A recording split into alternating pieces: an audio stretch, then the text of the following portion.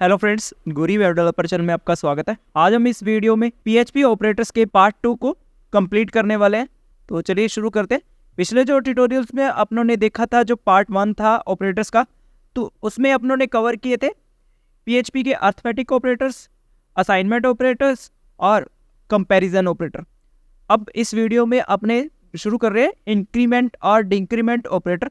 तो इंक्रीमेंट और decrement operator, पहला इसमें आता है प्री इंक्रीमेंट और दूसरा आता है पोस्ट इंक्रीमेंट, फिर प्री डिक्रीमेंट, फिर पोस्ट डिक्रीमेंट। देखिए दोनों सेम ही है पर दोनों का वर्क अलग अलग है। जैसे कि अपने कह सकते हैं कि जो ये वाला फर्स्ट है प्री इंक्रीमेंट और पोस्ट इंक्रीमेंट, इसमें दोनों का काम है कि एक वैल्यू जो आपने वेरिएबल में स्टोर है उसकी एक का इंक्रीमेंट कर देना। जैसे कि आपकी वैल्यू 10 है तो वो इसे 11 कर देगा, अगर 11 है तो उसे 12 कर देगा, मतलब एक वैल्यू उसमें बढ़ा देगा, एक की वृद्धि कर देगा। तो इसमें प्री फिक्स और पोस्ट फिक्स, इसका क्या मतलब है? अगर आप प्री फिक्स लगा रहे हो तो उसमें क्या होगा, सबसे पहले इंक्रीमेंट होगा, फिर आपको वैल्यू रिटर्न की जाएगी। मतलब आपका जब यूज होगा, जहां आप इसको यूज कर रहे हो उसमें पहले इंक्रीमेंट करके तुरंत वैल्यू रिटर्न की जाएगी। इसका अपने प्रैक्टिकल रूप में समझेंगे तो ज़्यादा अच्छे समझ आएगा। पोस्ट फिक्स में क्या होता है, पहले वैल्यू रिटर्न कर दी जाती है जो ओल्ड वैल्यू थी और बाद में इंक्रीमेंट किया जाता है। और डिक्रीमेंट में क्या होता है, एक की कमी की जाती है, एक वैल्यू कम कर दी जाती है। अगर आपकी वैल्यू 10 है और उसके बाद आपने माइनस माइनस सिंबल अगर यूज़ कर लिया उस वेरिएबल पे तो वो 9 हो जाएगी। तो चलिए अपने विजुअल स्टूडियो कोड में चलते हैं और उससे देखते हैं। तो यहाँ मैं एक वेरिएबल बना लेता हूँ, एक्स नाम का मैंने वेरिएबल बना लिया। इसके अंदर मैं वैल्यू स्टोर करवाता हूँ 20। अब मैं यहाँ एको करता हूँ, इस 20 को मैं चेक कर रहा हूँ कि मेरा आंसर 20 मिल रहा है। जी हाँ, मेरा 20 आंसर आ रहा है। अगर मैं इसके आगे प्लस प्लस सिंबल यूज़ कर रहा हूँ तो ये मेरा कितना रहेगा, ये मेरा 20 ही रहेगा।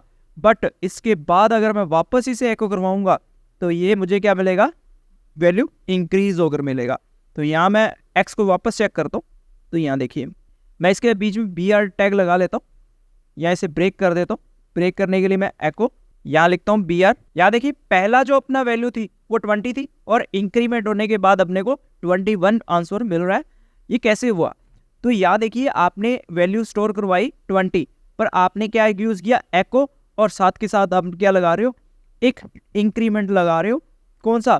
पोस्ट फिक्स का। पोस्ट फिक्स क्या कहता है, सबसे पहले वैल्यू रिटर्न होगी और उसके बाद इंक्रीमेंट होगा। तो एक्स की जो वैल्यू थी वो रिटर्न हुई एको के पास और एको ने शो करवा दिया। तो एको एक्स के पास तब 20 वैल्यू थी, उसने शो करवा दी।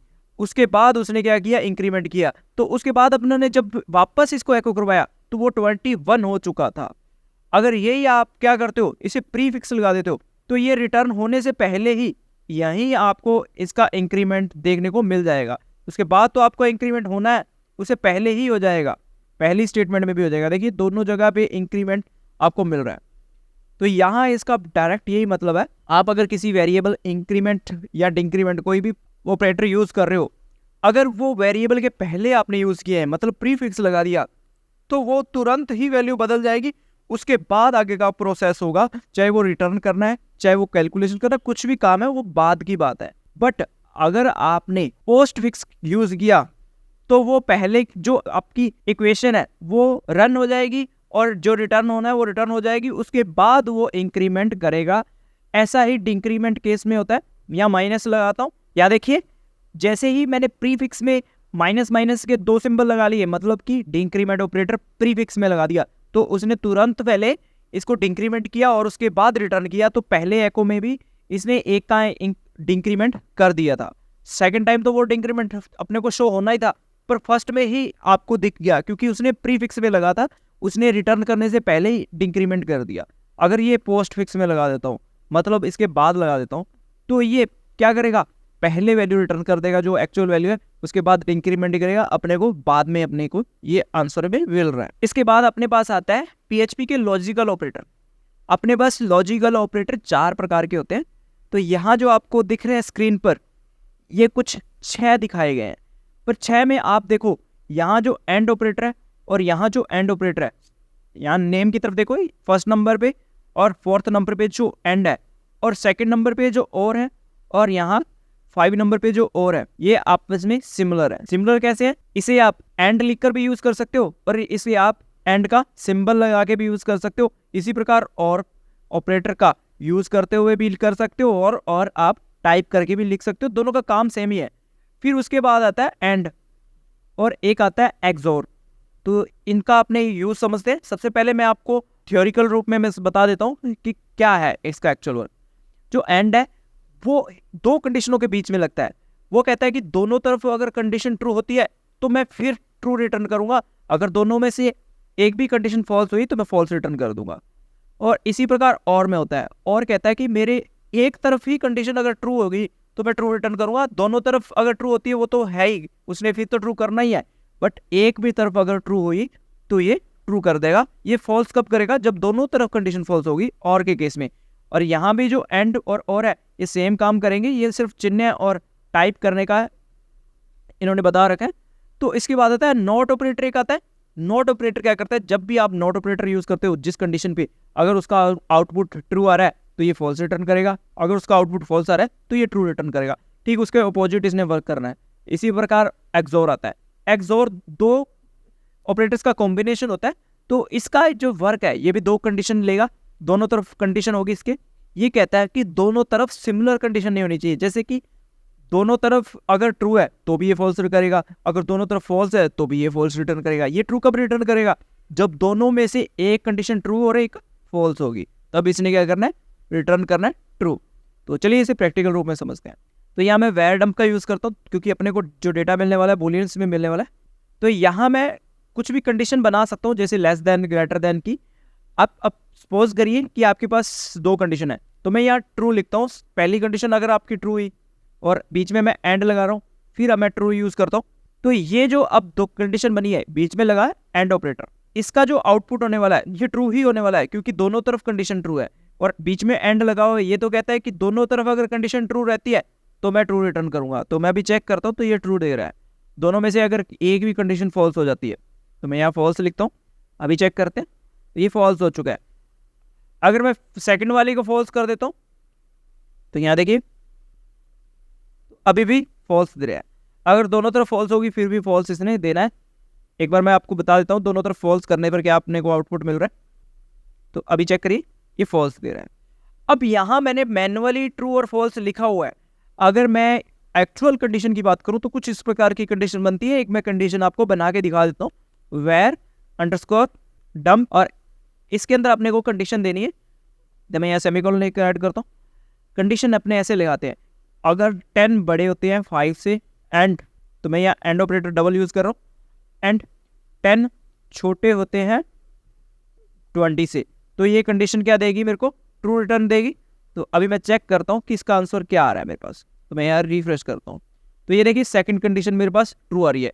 अगर इसमें से एक भी कंडीशन फॉल्स हो जाती है, जैसे कि मैं यहाँ लिखता हूँ 9, पहली कंडीशन मेरी क्या कह रही है? पहली कह रही है कि 10 बड़े होते हैं 5 से, और सेकंड जो कंडीशन है वो क्या कह रही है?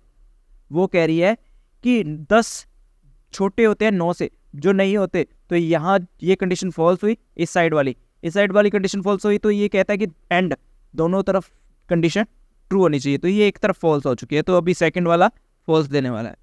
तो एक्चुअल जो कंडीशन लगती है वो कुछ इस प्रकार लगती है। इसका जो आउटपुट अपने को पता है या ट्रू और फॉल्स में रहने वाला है। ये जो दो कंडीशन बनाई है लेस देन ग्रेटर देन की, या मैं इक्वल की भी लगा सकता हूँ, नॉट इक्वल की भी लगा सकता हूँ, कोई भी लगा सकता हूँ। तो ये जो कंडीशन होती है, ये जो अपने कंपैरिजन ऑपरेटर होते हैं, ये अपने को क्या रिटर्न करते हैं? ये अपने को बूलियन वैल्यू रिटर्न करते हैं। तो ये बूलियन वैल्यू में अपने टेस्ट कर रहे हैं कुछ ऑपरेटर्स को, तो मैं यहाँ इनको टेस्ट कर लेता हूँ। तो मैं यहाँ अब लगाता हूँ और ऑपरेटर, तो ये मेरा और ऑपरेटर हो चुका है। ये तब रिटर्न करता है जब दोनों तरफ फॉल्स होते हैं, तो अभी फॉल्स है। इनमें से एक भी कंडीशन अगर ट्रू होती तो ये ट्रू रिटर्न करेगा। तो मैं एक कंडीशन को ट्रू कर देता हूँ, तो ये ट्रू हो चुकी है। तो यहाँ रिफ्रेश करता हूँ तो ये देखिए ट्रू रिटर्न कर रहा है। इसके बाद अपने इनको कैसे यूज़ कर सकते हैं? इनका नाम लिख के भी, तो मैं यहाँ नाम लिख सकता हूँ इनका, मैं लिखता हूँ और, तो ये सेम ही वर्क करेगा। देखिए अभी भी ट्रू आ रहा है। अगर मैं इस साइड भी ट्रू देता हूँ तो भी ट्रू रहेगा, क्योंकि और ऑपरेटर कहता है कि दोनों में से एक कंडीशन अगर ट्रू है ना तो मैं ट्रू दूंगा, अगर दोनों फॉल्स होगी तो मैं फॉल्स ही रिटर्न करूंगा, अगर दोनों तरफ ट्रू है तो मैं फिर भी ट्रू दूंगा। एंड कहता है कि मेरे दोनों तरफ ट्रू होना कंपलसरी है, अगर दोनों में से एक भी फॉल्स हुआ या दोनों फॉल्स हुए तो मैं फॉल्स रिटर्न करता हूँ। ऐसा ही मैं यहाँ एंड भी लिख सकता हूँ, एंड चिन्ह की जगह मैं यहाँ एंड ऑपरेटर लगा सकता हूँ। तो यहाँ ट्रू आ रहा है, अगर दोनों में से एक कंडीशन फॉल्स होती है तो मैं यहाँ फॉल्स करता हूँ, तो ये फॉल्स रिटर्न करने वाला है। तो ये फॉल्स हो चुका है। इसी प्रकार मैं क्या करता हूँ, नॉट का यूज़ करता हूँ, फिर अपने एक्सॉर की तरफ चलेंगे। तो मैं नॉट लगाने के लिए इस चिन्ह का यूज़ करता हूँ, ये नॉट ऑपरेटर है, इसके आगे मैं लिखता हूँ ट्रू। अपनी अगर यहाँ कंडीशन ट्रू है तो ये फॉल्स रिटर्न कर देगा। देखिए एंड लगा हुआ है तो ये देखिए फॉल्स आ रहा है। अगर ये फॉल्स होती तो उसको ये ट्रू में रिटर्न करेगा। देखिए अब ये ट्रू दे रहा है। यहाँ कंडीशन कुछ इस प्रकार लगती है, मैं यहाँ ब्रैकेट्स लगाता हूँ, ब्रैकेट्स के अंदर लिखता हूँ 10 इक्वल टू 40।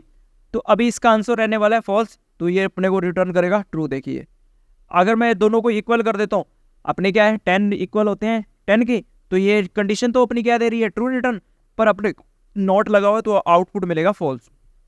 मैं रिफ्रेश करता हूँ तो ये देखिए फॉल्स। जो भी आपकी कंडीशन है उसका जो भी आउटपुट रहने वाला है, नॉट ऑपरेटर उसके आउटपुट को ठीक उसका उल्टा कर देगा। अगर ट्रू आपकी कंडीशन ट्रू रिटर्न करने वाली है तो वो आपको फॉल्स बना के देगा, अगर आपकी कंडीशन फॉल्स देने वाली है तो ये आपको ट्रू देगा।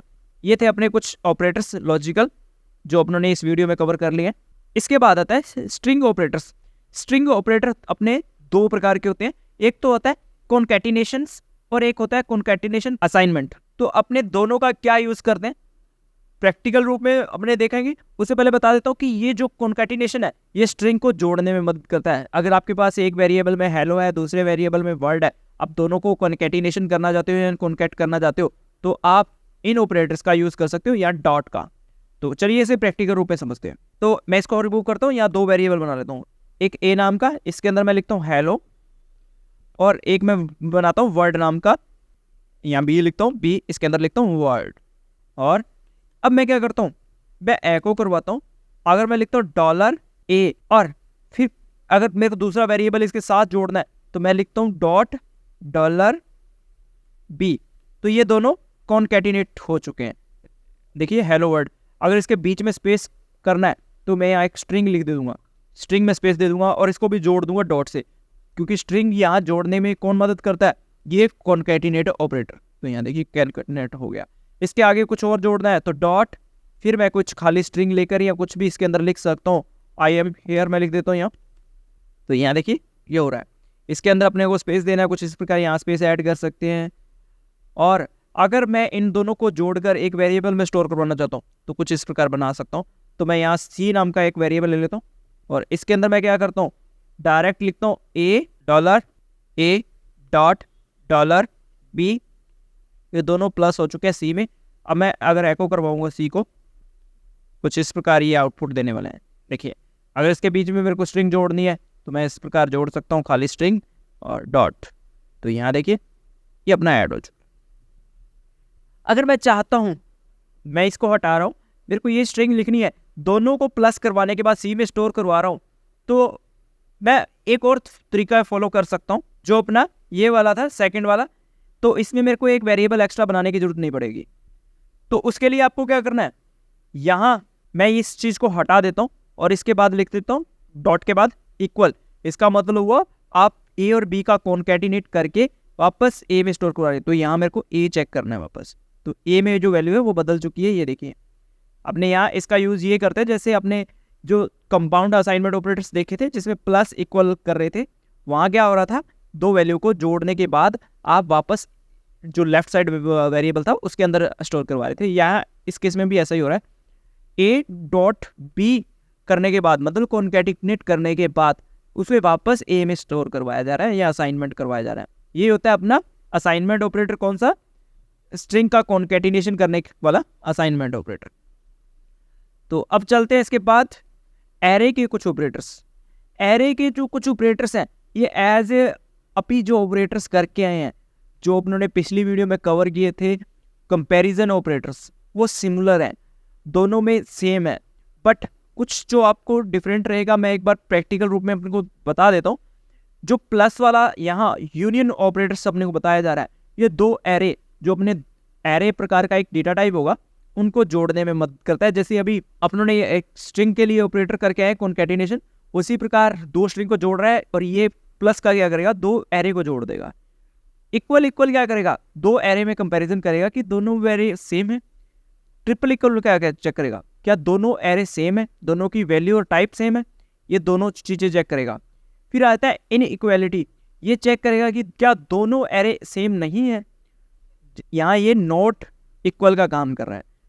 फिर इन इक्वलिटी का सिंबल एक और है, जैसे वहाँ भी सेम सिंबल में नॉट इक्वल 2 प्रकार थे, ऐसे इन इक्वलिटी 2 है। फिर आता है नॉन आइडेंटिटी।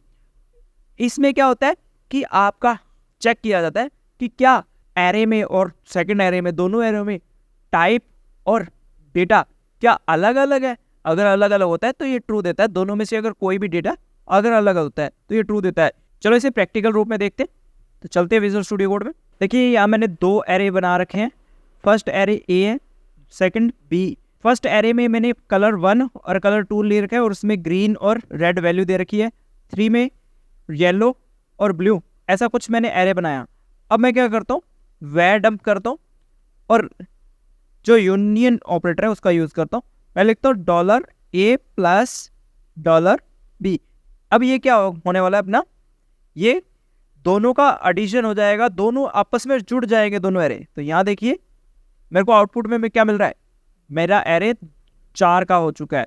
यहाँ फर्स्ट कलर, फिर सेकंड कलर, फिर उसके बाद थर्ड कलर और फोर्थ कलर, ये एक साथ जुड़ चुके हैं। मतलब दोनों जो अलग अलग एरे थे वो एक साथ मर्ज हो चुके हैं। अभी अपने को इक्वलिटी चेक करने के लिए क्या करना पड़ेगा, इक्वल इक्वल लगाना पड़ेगा। तो मैं यहाँ रन करता हूँ तो यहाँ देखिए फॉल्स अपने को रिटर्न कर रहा है। फॉल्स इसलिए रिटर्न कर रहा था क्योंकि दोनों एरे इक्वल नहीं है। अगर मैं एक एरे की कॉपी करता हूँ, यहाँ सेम एरे दोनों बना देते हैं। जैसे इसका फर्स्ट वाला एरे कॉपी किया, सेकंड वाले की जगह मैं पेस्ट कर रहा हूँ ताकि दोनों सेम हो जाए। अब ये कि दोनों एरे सेम है तो मेरे को आंसर क्या मिलने वाला है, इसका ट्रू मिलने वाला है। तो ये देखिए ट्रू आ रहा है। इसमें से अगर एक भी वैल्यू चेंज होती है, जैसे मैं रेड की स्पेलिंग मिस्टेक कर देता हूँ, डबल ई लगा देता हूँ, तो दोनों में चेंज हुआ। तो अभी देखिए फॉल्स हो चुका है। इसी प्रकार ट्रिपल इक्वल काम करता है। ट्रिपल इक्वल में क्या चेक किया जाएगा, डेटा टाइप भी चेक किया जाएगा साथ के साथ। यहाँ देखिए मैं अभी चेक कर रहा हूँ, इसको सेव करूँगा तो ये ट्रू आने वाला है। पर मैं दोनों की वैल्यू एक बार मैं ट्रू कर देता हूँ। यहाँ मैं लिखता हूँ 12 और यहाँ भी मैं लिखता हूँ 12। यहाँ देखिए सेव करता हूँ और यहाँ चेक करता हूँ ट्रू आ रहा है। अगर एक का डेटा टाइप चेंज कर देता हूँ, जैसे यहाँ इसका डेटा टाइप नंबर बना दिया मैंने, स्ट्रिंग हो चुका है।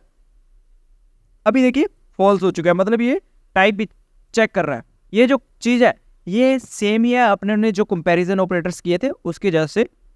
इसी प्रकार नॉट 2 तरीकों से यूज़ कर सकते हैं, उनका यूज़ करते हैं। यहाँ देखिए नॉट ऑपरेटर मैंने लगा चुका हूँ। तभी अब चेक करते हैं, अपने जो दोनों एरे थे वो सिमिलर हैं। अभी चेक करते हैं तो यहाँ देखिए मेरे दोनों एरे सेम है। तो ऑपरेटर क्या कह रहा है, दोनों सेम नहीं है, तो ये फॉल्स रिटर्न कर रहा है क्योंकि दोनों सेम है। अगर दोनों में मैं चेंज कर देता हूँ, यहाँ मैं कुछ वैल्यू चेंज कर देता हूँ, तो अभी चेक करते हैं तो ये ट्रू हो चुका है। ये मतलब दोनों सिमिलर नहीं है। ऐसा ही अपने को नॉट ऑपरेटर कुछ इस प्रकार भी लगा सकते हैं। तो ये थे कुछ ऑपरेटर्स एरे के। अब बात करते हैं अपने conditional assignment operator. Conditional assignment operator अपने 2 प्रकार के होते हैं। ये क्या करते हैं, ये वैल्यू असाइन करते हैं किसी कंडीशन पर। पहला जो आता है वो टर्नरी आता है, दूसरा जो आता है वो नल कोलेसिंग आता है। ये दोनों में थोड़ा सा डिफरेंस है। तो अपने प्रैक्टिकली रूप में चलते हैं और उससे पहले अपने थ्योरिकली इसे देख लेते हैं कि इसका क्या काम है। तो यहाँ देखिए x एक वेरिएबल है, यहाँ भी एक x वेरिएबल है, दोनों में इक्वल लगा हुआ है, मतलब वैल्यू असाइन होने वाली है। पहला यहाँ लिखा हुआ EXPR1, मतलब यहाँ एक्सप्रेशन 1 है जो क्या करेगी, एक कंडीशन लेगी। पहली एक जो एक्सप्रेशन है वो एक कंडीशन होगी। अगर वो कंडीशन ट्रू होती है तो एक्सप्रेशन ट्रू वाला जो डेटा होगा वो x में स्टोर होगा। अगर ये जो एक्सप्रेशन 1 वाली कंडीशन जो है फॉल्स होती है तो एक्सप्रेशन जो 3 है वो स्टोर कर दी जाएगी x में। तो यहाँ डिपेंड करता है कंडीशन पे। अगर कंडीशन ट्रू है तो क्या करेगा, 2 स्टोर करवा देगा, दूसरे नंबर वाली एक्सप्रेशन चली जाएगी, नहीं तो थर्ड वाली चली जाएगी। इसी के बाद आता है कोलेसिंग में क्या होगा, यहाँ x में डेटा स्टोर करवाया जाएगा।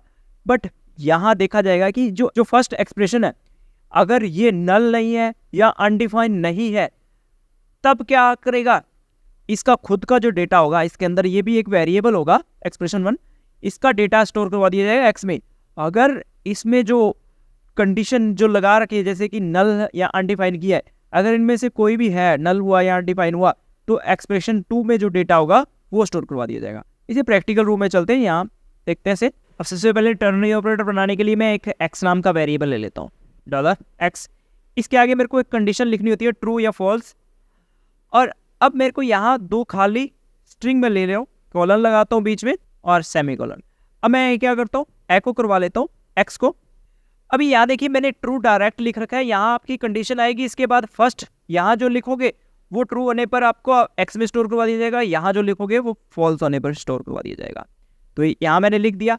अभी यहाँ हेलो स्टोर होने वाला है, क्योंकि मैंने क्या कर रखा है, ट्रू कर रखा है खुद ने, बाय डिफॉल्ट इसको ट्रू कर दिया था मैंने। अब अगर इस कंडीशन को फॉल्स कर देता हूँ मैं कुछ इस प्रकार, मैं लिखता हूँ फॉल्स, सेव करता हूँ, अभी चेक करते हैं। तो ये इस प्रकार यहाँ कंडीशन किस प्रकार बनेगी वो देख लीजिए। अगर मैं यहाँ लिखता हूँ 10 ग्रेटर देन 5, तो ये कंडीशन मेरी ट्रू है, तो ये क्या देने वाला है, हेलो स्टोर करवाने वाला है। अगर मैं लिखता हूँ 1 ग्रेटर देन 5, तो ये क्या हो जाएगा, कंडीशन फॉल्स, तो इस केस में मेरा वर्ड स्टोर हो जाएगा। तो यहाँ फर्स्ट नंबर पे कंडीशन आएगी। अगर कंडीशन ट्रू है तो फर्स्ट जो स्ट्रिंग लिखी है वो स्टोर हो जाएगी एक्स में, अगर ये कंडीशन फॉल्स होती है तो सेकंड स्ट्रिंग स्टोर हो जाएगी। ये टर्नरी ऑपरेटर का काम था। अब बात करते हैं नल ऑपरेटर्स जो अपने यूज कर रहे हैं, डेटा किस प्रकार वर्क करता है उस पर। तो उसमें अपने को क्या करना है, एक वेरिएबल ले लेता हूँ ए नाम का, इसके अंदर मैं लिखता हूँ हेलो वर्ल्ड। अब मैं एक्स नाम का वेरिएबल लेता हूँ, इसके अंदर मेरे को क्या स्टोर करवाना है, ए को। कुछ इस प्रकार मैं स्टोर करवा सकता हूँ। देखिए क्यों जरूरत पड़ी वो अपने देख रहे हैं। तो ये देखिए नॉर्मल वर्क कर रहा है। बाय चांस मैंने ये डेटा यहाँ स्वाइप कर रहा हूँ या रीअसाइन कर रहा हूँ एक्स में, अगर ये ए नाम का वेरिएबल होता ही नहीं तो मेरे एरर आने थी, आ चुकी एरर। अब इसका रिजॉल्व कुछ इस प्रकार कर सकते हैं, यहाँ मैं क्वेश्चन मार्क ऐड करूँगा, इसके डबल क्वेश्चन मार्क, इसके बाद मैं स्ट्रिंग ऐड कर दूंगा। स्ट्रिंग में कुछ भी लिख सकता हूँ मैं, तो मैं यहाँ लिख देता हूँ नो हैव वेरिएबल। ठीक है, मैंने ऐसे लिख दिया नॉट हैव वेरिएबल।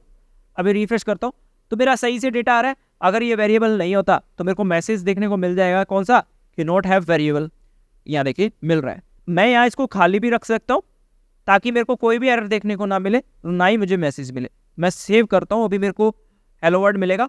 अब मैं ए वेरिएबल को हटा देता हूँ तो यहाँ खाली हो रहा है। इस प्रकार आप इसका यूज़ कर सकते हो। इसका वर्क क्या है ये वो समझ लीजिए थोड़ा सा। एक्स में अपने वैल्यू असाइन कर रहे हैं, ये तो श्योर है। कौन सी वैल्यू, 2 की।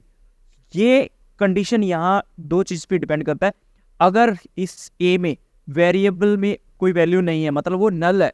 अगर नल है या वो अनडिफाइन है, तो उस केस में क्या होगा, इसके आगे लिखी हुई स्ट्रिंग उसके अंदर स्टोर करवा दी जाएगी। अगर इसको खाली लिखते हो तो खाली स्ट्रिंग स्टोर हो जाएगी, अगर कुछ लिखा हो तो वो स्टोर हो जाएगा। अदरवाइज ए में कोई भी डेटा हो, कोई भी ट्रू फॉल्स नंबर स्ट्रिंग कुछ भी हो, तो वो एरे भी हो कुछ भी हो, वो एक्स में स्टोर करवा दिया जाएगा। अगर वो अनडिफाइन या नल है तब क्या किया जाएगा, इसके सेकंड जो आगे लिखी हुई स्ट्रिंग वो स्टोर करवाई जाएगी। यही अपने ऑपरेटर है, कंडीशनल असाइनमेंट ऑपरेटर्स। ठीक है गाइस, मिलते हैं नेक्स्ट ट्यूटोरियल्स में। Bye bye.